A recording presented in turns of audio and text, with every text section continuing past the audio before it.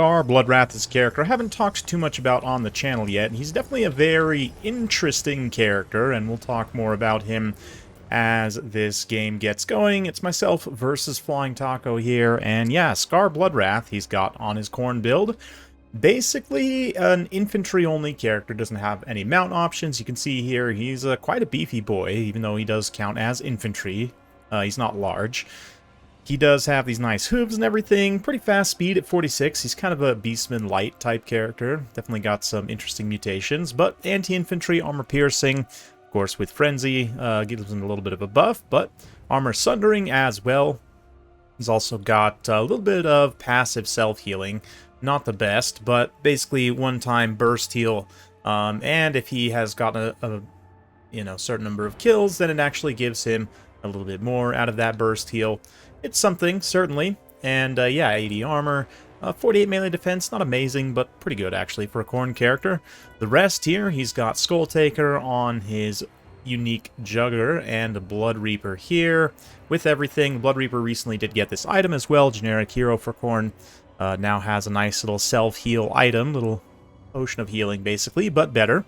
The rest of his build, he's got some Khorne Gores and some Marauders here, a couple of Blood Beasts. And yeah, that's basically it. A couple of Furies as well, already heading towards my massive horde of Laborers, led by Astragoth Ironhand. We've got an Iron Demon, a single Iron Sworn, a couple of Infernal Guard Fireglaves, a Bull Centaur. Definitely not a meta build by any means, but decided to bring the big Dreadquake train. Just to, you know, have some fun here, see how it would do. But the point is, in everything, this guy right here, Astragoth Ironhand, is a very strong lord. Also counts as infantry size, right? And there are quite a few characters, both lords and heroes, who count as infantry. And be that as it is, Scar is an excellent duelist to try and take them on. I mean, 70 melee attack plus his bonus versus infantry of 20 puts him at a base 90 versus infantry characters. That's not including his 55 charge bonus. Basically guarantees him max hit chance against most targets on the charge. And, of course, he's just very fast. A lot of infantry characters aren't going to have the speed to get away from him. So, infantry character versus infantry character, he's very much a specialist in destroying. I'd be curious also to see him against maybe a more defensive infantry character, somebody like Sigvald. But I did make the mistake here of bringing the item that actually slows, I forget where it is here, this one, that actually slows Astragoth as he takes damage. It does get some physical resistance, but of course that's not going to matter against the magic damage of Scar, so it's really just a straight up nerf against him. But Blood Beasts come forward, they're going to eat some bullets as they do a little cheeky charge in the front line. Try and run on back. You can see the Bull Centaurs eventually trying to charge through here to counter the Blood Beasts. We've also got the train moving up straight through and landing some hits. Nothing too crazy so far, honestly. It's been a little bit underwhelming, but does have 10,000 HP, and we're going to use it as a big terror-causing chariot. Yeah, I kind of peel initially these Bull Centaurs in the front line. You see the the Infernal Ironsworn actually very accurately chucked all their bombs at the Blood Reaper, but in this combat, of course, these are anti-large Bull Centaurs, not really meant for a combat like this, and Scar, high stats in general, him and the Blood Reaper are just able to butcher a few of them, take down some unit models, and do some significant HP damage, so not great for me. I'm going to have to peel them off and go hunt something they're meant to fight, like these Blood Beasts. Meanwhile, the attempted fire from the Infernal Guard getting interrupted by Furies. Furies definitely trading very well here, and we're trying to get through. Well, the one unit of Furies here did get bombed out by the Iron Sworn, but the Fireglaves, anti-large bonus relatively low. Their stats are okay. I mean, Blood Beast stats, sustained stats are decent. Their melee attack definitely solid, but low melee defense means they will take some damage in this engagement, but the Fireglaves just not holding up against all that offensive power. You can see the balance of power is already not in my favor, and definitely not going to be a favorable outcome. But this is the main reason why I wanted to show you this replay right here. Scar Bloodwrath is just absolutely athletic in his pursuit. He's got his charge animation active, so a little bit faster than base. Speed, of course, Astragoth, you know, that 55 speed, a little bit of a lie, of course. He is, you know, slowly getting slower over time.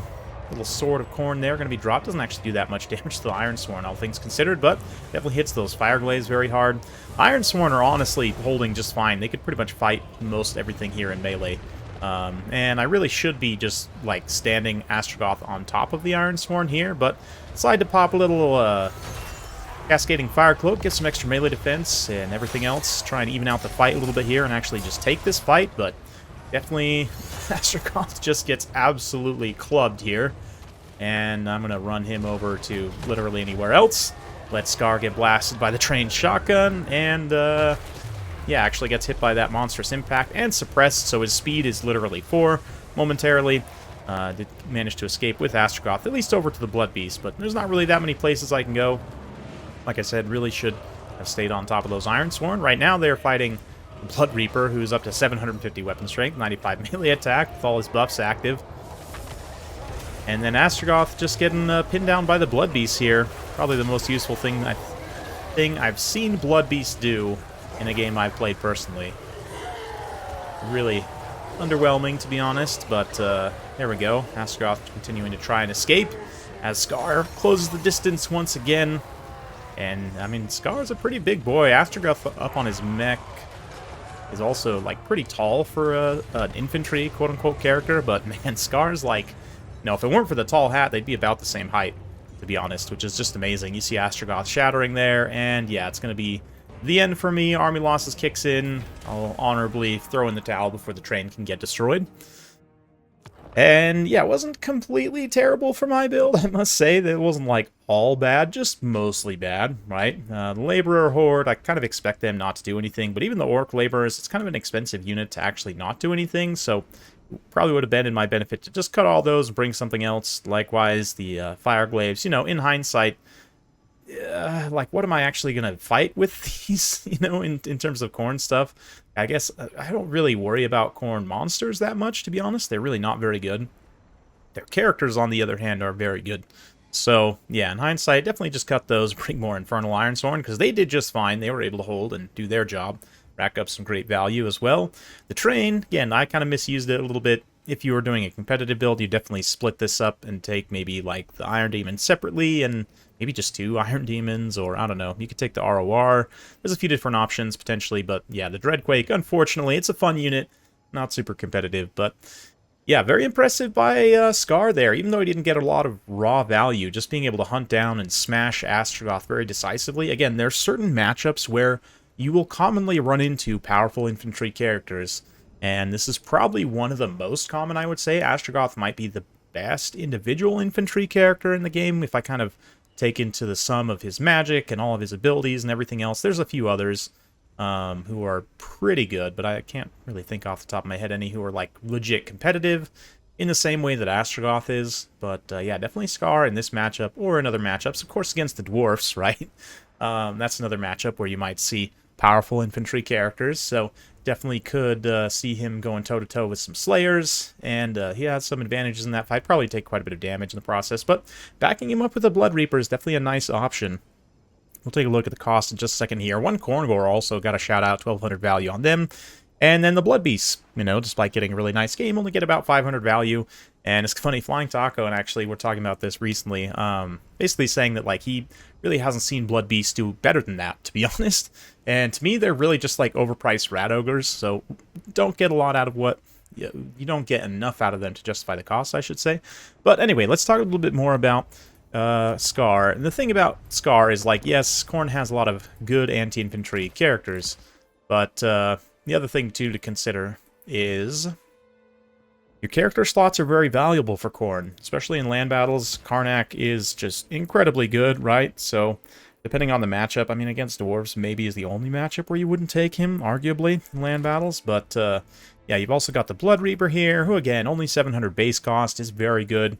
With the Bloody Shackle, that basically adds an extra, whatever, however many, 30 times 160. That's actually a pretty considerable amount of extra HP, considering he has 4,000 base, or, like, especially if you get even more from one of the mounts. It does get more expensive, but let's say for the sake of argument, just 850 with the extra HP of the Bloody Shackle.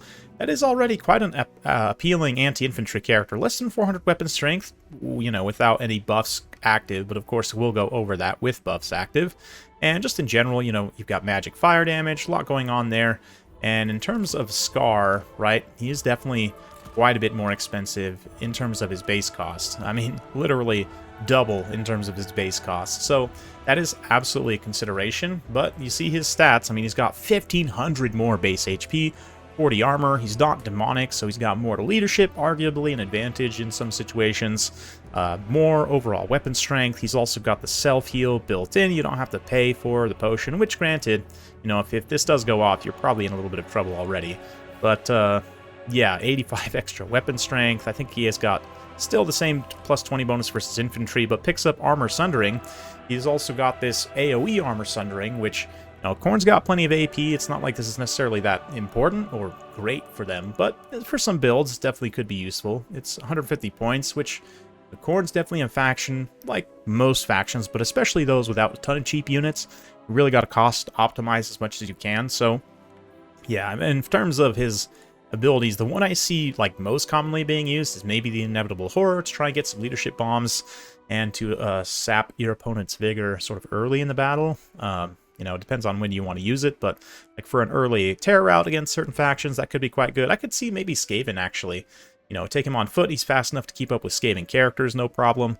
He's got this Inevitable Horror to try and get a big route on Skaven. Definitely a good use case there. Like I said, Chaos Dwarfs, regular Dwarfs. There's a few factions that I might think, you know, not that Sigvald is very common, to be honest, but Slanesh potentially, if you think your opponent might take Sigvald. Or, maybe Vampire Coast, right? He will shred Noctilus on foot, and just in general, you often see a lot of Vampire Coast players taking their lords on foot these days. That would be one, definitely. But I'd be curious to hear you guys' thoughts in the comments down below. Some of you guys are going to be watching this after the DLC has been released. Patch notes are out. I don't know if I'm going to make a video on the patch notes, to be honest. I might just talk about the units as they come up in games. But anyway, that's it for today. Hopefully you enjoyed. If you like this sort of content, be sure to like, subscribe, hit that bell notification button. Every time I upload a new video, you'll be notified. Thanks again. We'll see you next time.